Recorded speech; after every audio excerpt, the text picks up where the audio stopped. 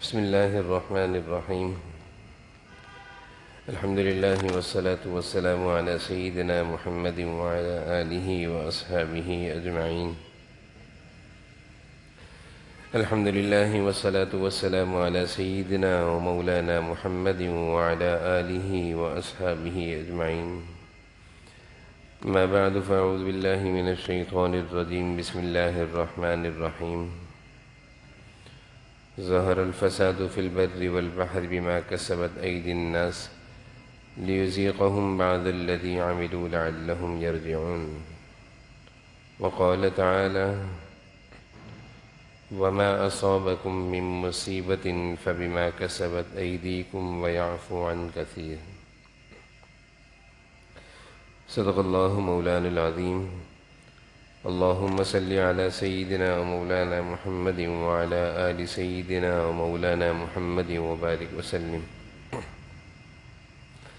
اللهم صل على سيدنا ومولانا محمد وعلى آل سيدنا ومولانا محمد وبارك وسلم.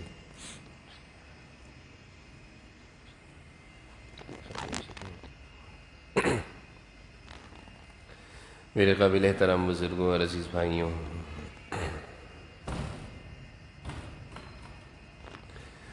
اللہ تعالیٰ نے یہ دنیا بنائی ہے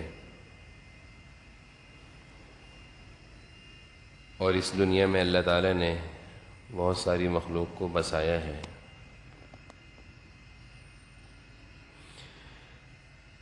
لیکن اس دنیا کے قیام کا مقصد وہ انسان ہے کہ انسانوں کی وجہ سے اللہ تعالیٰ نے اتنا بڑا یہ نظام قائم کیا ہے. اس دنیا کو بچھایا ہے، زمین کو بچھایا ہے. آسمان کی اتنی بڑی چھت اللہ تعالیٰ نے انسان کے اوپر معلق کی ہے. تو یہ ساری کائنات کا جو پورا نقشہ ہمیں دکھتا ہے، آسمانوں کی شکل میں، پہاڑوں کی شکل میں، درختوں کی شکل میں، جنگلات کی شکل میں، حیوانات اور جانوروں کی شکل میں، یہ سب انسانوں کے لیے ہے. انسانوں کی وجہ سے ان کا وجود ہے.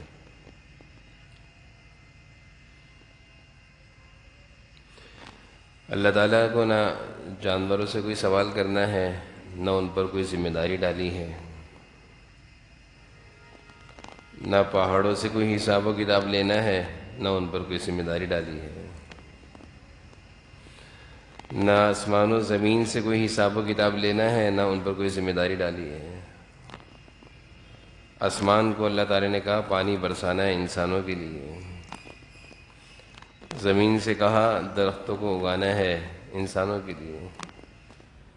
جانوروں سے مخصوص جانوروں کو اللہ تعالیٰ نے انسانوں کی غذا بنا دی ہے. تو ہم اگر تھوڑی سی اس کائنات اور اس کے وجود پر غور کریں تو ہمیں اندازہ ہوگا کہ ہماری حقیقت کیا ہے اور اس دنیا کی حقیقت کیا ہے. بناتے ہوئے اللہ تعالیٰ نے اس دنیا کے قیام کو بیان فرما دیا کہ یہ ہمیشہ کے لیے نہیں ہے، نہ تم ہمیشہ کے لیے ہو. تمہارا بھی وقت عارضی ہے، اس دنیا کا قیام بھی عارضی ہے، ختم ہو جائے گی یہ دنیا. قرآن کریم میں اللہ تعالیٰ نے مختلف جگہوں پر انسانوں کو اس بات کی یاد دہانی کرائی ہے، ختم ہوگی دنیا، تم یہاں ہمیشہ نہیں رہو گے. اللہ کو بھولو گے، آزمائشیں آئیں گی، بیماریاں بھی آئیں گی، نقصانات بھی آئیں گے. ہم تمہیں مختلف طریقوں سے آزمائیں گے، اور جب ہم تمہیں آزمائیں گے تو تمہاری غفلت کو ہم دور کریں گے.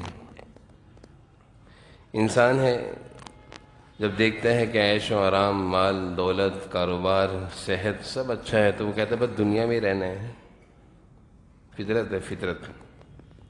وہ کہتے ہیں میری زندگی 200 سال کی ہو جائے، 150 سال کی ہو جائے، 100 سال کی ہو جائے. اگر سب کچھ اچھا دکھ رہا ہو، کام بھی خوب چل رہا ہے، کاروبار بھی خوب چل رہا ہے، دولت بھی خوب آ رہی ہے، صحت بھی زبردست ہے، بیوی بچے بھی فرما بردار ہیں، کہیں سے کوئی دکھ اور تکلیف نہیں پہنچتا، تو پھر انسان فرعون بن جاتا ہے، پھر وہ اپنے کو بہت کچھ سمجھنے لگتا ہے۔ بعض تفاسیر میں یہ بات ملتی ہے کہ فرعون کو تو کبھی سر میں بھی درد نہیں ہوا تھا، اس کے ساتھ اللہ کی آزمائش کا ایک الگ ہی معاملہ تھا، اس کے سر میں بھی کبھی درد نہیں ہوا تھا، اس لیے وہ فرعون بن گیا، کیونکہ اس نے کبھی دکھ دیکھا ہی نہیں تھا، کبھی کوئی تکلیف دیکھی نہیں تھی۔ اللہ تعالیٰ انسان کو اس دنیا میں تکلیف بھی دکھاتے ہیں، بیماریاں بھی دکھاتے ہیں، صدمے بھی دکھاتے ہیں، نقصانات بھی دکھاتے ہیں، اس کو جھنجھوڑتے ہیں، ہلاتے ہیں کہ بھائی یہاں ہمیشہ نہیں رہنا، جانا ہے، سب یہیں رہ جائے گا، چھوٹ جائے گا، چھوڑنا ہے، نہیں چھوڑو گے پھر بھی چھوڑوائیں گے۔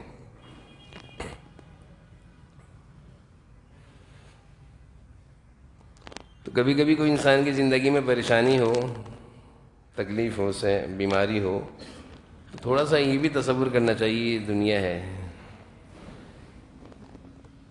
اس فکر میں رہنا کہ دولت بھی ہمیشہ کی ایسی ہو جائے کہ دولت ختم نہ ہو، کام کاروبار زبردست ہو، صحت بہت اچھی ہو، اور کوئی دکھ اور کوئی صدمہ نہ ہو، تو پھر یہ دنیا کہاں رہی، جنت بن گئی۔ پھر یہ دنیا کہاں رہی، جنت بن گئی، کیونکہ جنت میں ہوگا صحت بھی ایسی کی بیماری نہیں ہے، اس کے بعد جوانی ایسی کہ بڑھاپا نہیں ہے، خوشیاں ایسی کہ کوئی غم اور دکھ اور صدمہ نہیں ہے۔ اہل جنت جب جنت میں داخل ہوں گے تو ان کی زبان پر جو ابتدائی کلمات ہوں گے، جو اللہ نے قرآن کریم میں ذکر فرمایا ہے 22ویں پارے میں، وَقَالُوا الْحَمْدُ لِلَّهِ الَّذِي أَذْهَبَ عَنَّا الْحَزَنَ، اللہ آپ کے لیے ساری تعریفیں ہیں، آپ کا شکر ہے کہ وہ جو ہم نے دنیا میں غم دکھ صدمے اٹھائے، جنت میں یہ سارے غم دکھ صدمے آپ نے ہم سے دور کر دیے۔ دنیا میں انسان مختلف قسم کے غم دکھ صدمے، کبھی بیوی کا غم، کبھی اولاد کا غم، کبھی کاروبار کا غم، کبھی بیماری لگ گئی، کوئی نہ کوئی دکھ، کوئی نہ کوئی صدمہ، کوئی نہ کوئی آزمائش اس دنیا میں ہر انسان کے ساتھ لگی ہوئی ہے، اسی کے ساتھ زندگی گزارنی ہے، اسی کے ساتھ زندگی گزارنی ہے۔ مقصد اتنا سا سمجھ لیں کہ یہ دکھ اور یہ صدمے اور یہ تکلیف انسان کو اللہ تعالیٰ ہلاتے ہیں، جھنجھوڑتے ہیں، متوجہ کرتے ہیں، متنبہ کرتے ہیں، غفلت سے جگاتے ہیں، غفلت سے جگاتے ہیں۔ مقصد زندگی اگر یاد رہے کہ بھائی ہم نہ کام کاروبار کے لیے آئے ہیں، نہ ہمیشہ جوان رہنے کے لیے آئے، نہ ہمیشہ صحت مند رہنے کے لیے آئے، نہ ہمیشہ دنیا میں رہنے کے لیے آئے، بلکہ ہماری زندگی کا مقصد یہ ہے کہ بس گزارے کی زندگی گزارو، مل جائے کھا لو، شکر ادا کرو، نہ ملے صبر کرو، اگلے دن کی فکر کرو، بیماری ہے تو صحت کی دعا مانگ لو، صحت تو شکر ادا کرو کہ بیماری سے محفوظ ہیں، کام چل رہا ہے تو شکر کرو، صدقہ کرو، خیرات کرو، کاروبار کام نہیں ہے تو اللہ تعالیٰ سے صبر کرو اور دعا مانگو۔ یہ زندگی دنیا کی ہے۔ قرآن کریم کا اگر ہم مطالعہ کریں، پڑھیں، ترجمہ تفسیر کے ساتھ کسی عالم کی سرپرستی میں اگر قرآن کریم کو پڑھ لیں تو یہ سارے نقشے اللہ تعالیٰ قرآن کریم میں مختلف جگہوں پر مختلف انداز میں سمجھاتے رہتے ہیں انسانوں کو کہ سمجھ لو۔ لیکن افسوس ہے ہم دیکھ بھی رہے ہوتے ہیں کہ بیمار کو دیکھ کر ہمارے اوپر کچھ اثر نہیں ہوتا، ہم اپنی صحت پر ناز کر رہے ہوتے ہیں، بھول جاتے ہیں کہ ہم بھی بیمار ہو سکتے ہیں۔ جوان بوڑھے کے پاس کھڑا ہوا ہے، اس کو یہ نہیں پتا ہوتا کہ میں نے بھی بوڑھا ہونا ہے، وہ سمجھتا ہے میں جوان ہی رہوں گا۔ آج اچھا کاروبار کام چل رہا ہے تو بہت سارے لوگ کاروبار کے لحاظ سے نیچے کی طرف جا رہے ہیں، زوال، بے روزگاری، فقر و فاقے کی طرف۔ ہمیں اس بات کی فکر بھی نہیں ہوتی کہ کبھی ہمارے پاس بھی ایسے دن آ سکتے ہیں۔ غفلت اس درجے ہمارے دل و دماغ پر سوار ہے کہ اپنے سامنے زندگی میں اتار چڑھاؤ دیکھ رہے ہیں، لوگوں کے ساتھ مختلف قسم کے حالات دیکھ رہے ہیں، بہت اچھا تھا ایک دم گر گیا، صحت مند تھا بیمار ہو گیا، بہت کاروبار تھا ایک دم نیچے آ گیا، ترقی یافتہ ملک تھا ایک دم سے آفت اور مصیبت آئی، سب ختم ہو گیا۔ دیکھتے ہیں لیکن ہماری آنکھیں نہیں کھلتی۔ یہ مسائل، یہ حالات، یہ پریشانیاں، یہ معاملات اللہ تعالیٰ انسانوں کو دکھاتے ہیں کہ اٹھ جاؤ، جاگ جاؤ۔ ہم کسی کو دیکھتے ہیں بیمار ہے، تبصرہ ہم کرتے ہیں، کسی کا کاروبار ڈوب گیا تبصرے ہم کرتے ہیں، نقصانات میں کوئی جا رہا ہے، پریشانیوں میں جا رہا ہے، تبصرے کی حد تک تو ہم گفتگو کرتے ہیں، لیکن عبرت کی آنکھیں، عبرت کی گفتگو ختم ہو چکی ہے۔ کبھی سوچنا بھی چاہیے کہ جو لوگ اس وقت زلزلے کی آفت کا شکار ہیں، وہ بھی تو راتوں کو دروازہ بند کر کے سوتے ہیں، اپنے بچوں کو اپنے پاس لے کر سوتے ہیں، حفاظتی اقدامات کر کے سوئے تھے، کسی کا دروازہ بھی نہیں کھلا ہوا تھا، بچہ بھی گھر سے باہر نہیں تھا، کاروبار کو بھی تالے لگا کر آئے تھے۔ انسان کے بس میں جو تھا وہ سب وہ کر کے سوئے تھے، لیکن ان کو نہیں پتا تھا کہ صبح نہیں ہونی۔ ان کو اس چیز کا پتہ نہیں تھا کہ صبح ہم نے اپنے بچوں کو نہیں دیکھنا، اپنے کام کو نہیں دیکھنا، اپنے گھر کو نہیں دیکھنا، ان کو اس چیز کا اندازہ نہیں تھا۔ تو جن حالات سے وہ گزرے ہیں، ہمارے سامنے وہ حالات مختلف شکلوں میں، اب تو دور ہی عجیب ہے کہ لمحے بھر میں پوری دنیا میں خبر پھیل جاتی ہے، اور صرف خبر نہیں، پوری تصاویر کے ساتھ، پورے پروف کے ساتھ ہم مناظر دیکھ رہے ہوتے ہیں کہ یہ ہو رہا ہے، یہ ہو گیا ہے۔ لیکن افسوس ہے کہ ہمارے دلوں پر غفلت کے اتنے پردے چھا گئے ہیں کہ ہم سمجھتے ہیں کہ وہ اگر اپنے بچوں کو اپنے ساتھ اطمینان کی رات سوئے تھے تو کہ ہم بھی تو اطمینان کی رات سوتے ہیں، ان کے ساتھ جو ہو سکتا ہے کہ ہمارے ساتھ نہیں ہو سکتا۔ یہ حالات اور یہ مناظر اور یہ مصائب اور یہ مصیبتیں اللہ تعالیٰ انسانوں کو دکھاتے ہیں اس بات کی فکر پیدا کرنے کے لیے کہ بے فکر مت رہنا۔ اگر آج وہ بیمار ہے تو تم پر بیماری آ سکتی ہے، اگر آج اس کا کاروبار ٹھپ ہے تو تمہارے ساتھ بھی ہو سکتا ہے، اگر آج وہ کسی آفت اور مصیبت کا شکار ہو چکا ہے تو تم بھی ہو سکتے ہو۔ یہ مت سمجھنا کہ تمہاری کوئی ہمارے ساتھ کوئی خاص رشتہ داری ہے۔ اللہ تعالیٰ یہ فرماتا ہے وَمَا أَمْوَالُكُمْ وَلَا أَوْلَادُكُمْ بِالَّتِي تُقَرِّبُكُمْ عِنْدَنَا زُلْفَىٰ إِلَّا مَنْ آمَنَ وَعَمِلَ صَالِحًا۔ ہماری کسی سے کوئی رشتہ داری نہیں ہے۔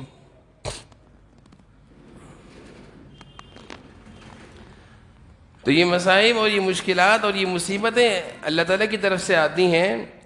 اللہ تعالیٰ ان مصیبتوں اور ان مصائب سے انسان کو تنبیہ کرنا چاہ رہے ہوتے ہیں، جھنجھوڑنا چاہ رہے ہوتے ہیں کہ بھائی اللہ کی طرف متوجہ ہو جاؤ، سبق لو، زندگی کا رخ بدلو، توبہ اور استغفار کی طرف متوجہ ہو۔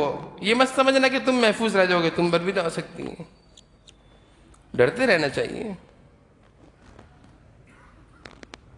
ڈرتے رہنا چاہیے، خوف زدہ ہونا چاہیے کہ آج اگر کہیں اور مصیبت آئی ہے تو ہم پر بھی تو آ سکتی ہے، اگر آج کوئی دوسرا پریشان ہے تو ہم پر بھی تو یہ پریشانی آ سکتی ہے۔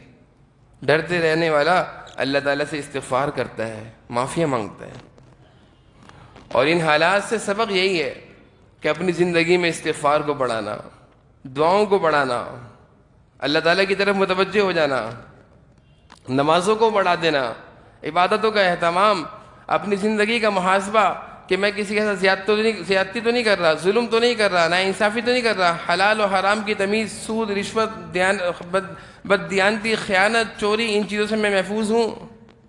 اپنی زندگی کا محاسبہ، اپنی زندگی کو ٹٹولیں کہ ہمارے اندر جو برائیاں ہیں کیا ہم ان سے توبہ استغفار کر کے بیٹھے ہوئے ہیں؟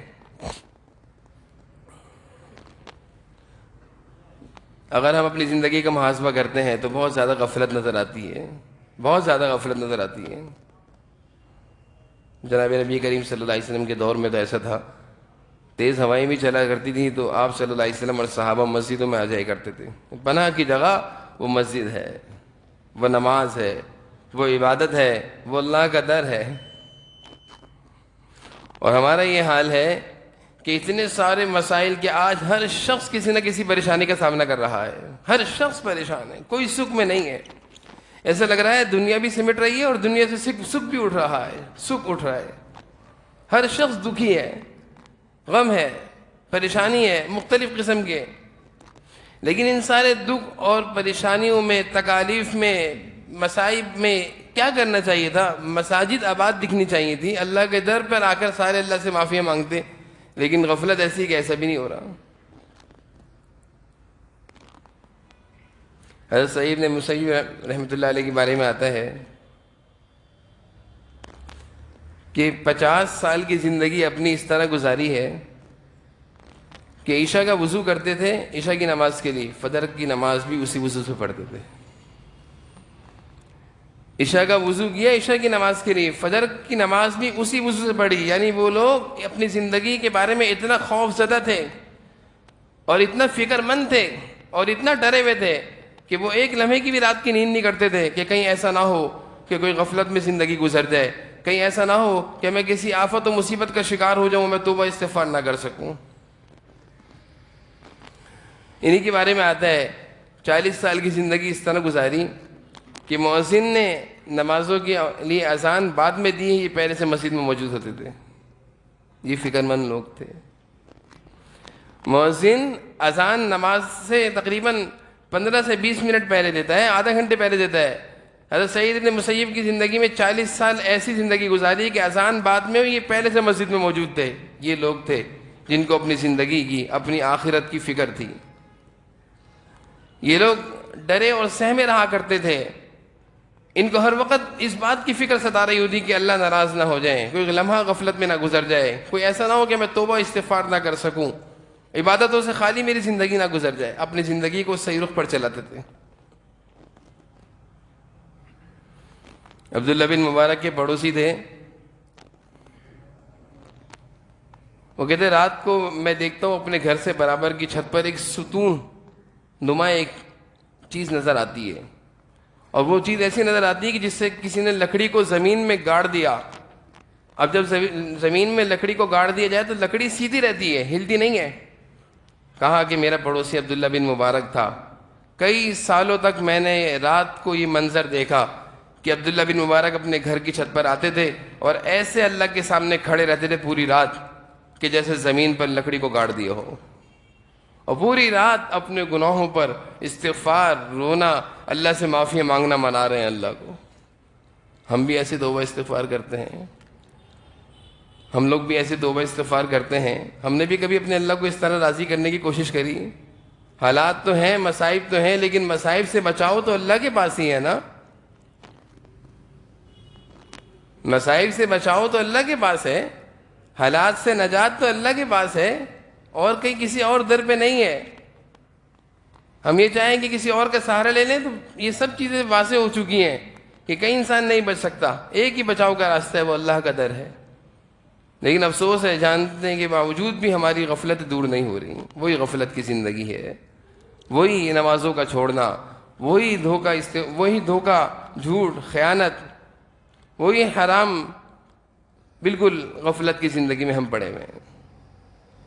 تو یہ جو حالات اور مصائب آتے ہیں اور ہمیں دکھ رہے ہیں، اور ہم اپنی زندگیوں میں ان چیزوں کا مقابلہ بھی کر رہے ہیں کہ ہر شخص کسی نہ کسی طریقے سے پریشان ہے، پریشانیوں کا سامنا کر رہا ہے، ہر شخص دکھی ہے، سکھ کو ترس رہا ہے، ہر شخص بے چین ہے، سکون چاہ رہا ہے۔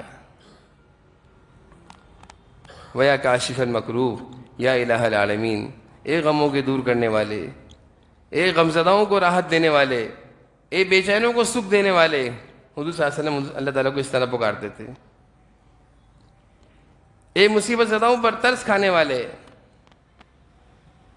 ہم پر رحم فرما دیجیے یا ارحم الراحمین۔ یہ آپ صلی اللہ علیہ وسلم کی دعائیں تھیں۔ ان دعاؤں کے ہم زیادہ مستحق اور محتاج ہیں کہ ان الفاظ میں ہم اپنے اللہ کو پکاریں اور اپنے اللہ سے خوب استغفار کریں۔ ضرورت اسی بات کی ہے کہ صدق دل سے استغفار کریں۔ یہ مت سمجھے کہ ہم بہت پاک ہیں یا پارسا ہیں۔ ہر شخص اپنے کو گنہگار سمجھے، اور گنہگار سمجھتے ہوئے ایک تسبیح استغفار کی روزانہ پڑھیں۔ کم از کم ایک تسبیح، 2 تسبیحاں، 300 دفعہ استغفار کریں، اور یہ تصور کر کے کہ اللہ میں نے بہت ناراض کیا، مجھے معاف کر دیجیے۔ حالات اسی سے بہتر ہوں گے، مصیبتیں اسی سے ڈریں گی، سکھ اور راحت اسی سے ملے گا، استغفار۔ سارے غم، سارے دکھ یہی استغفار کی برکت سے دور ہو جائیں گے۔ بس یہ ہے کہ صدق دل سے اپنے گناہوں کا تصور کرتے ہوئے ندامت اور شرمندگی کے ساتھ اللہ سے کہیں اللہ مجھے معاف کر دیجیے، بہت آپ کو ناراض کیا۔ یہی ایک راستہ ہے کہ اللہ تعالیٰ سے ہم معافیاں مانگیں۔ اللہ تعالیٰ ہم سب کو جو کچھ کہا سنا اس پر عمل کی توفیق نصیب فرمائے۔ وآخر دعوانا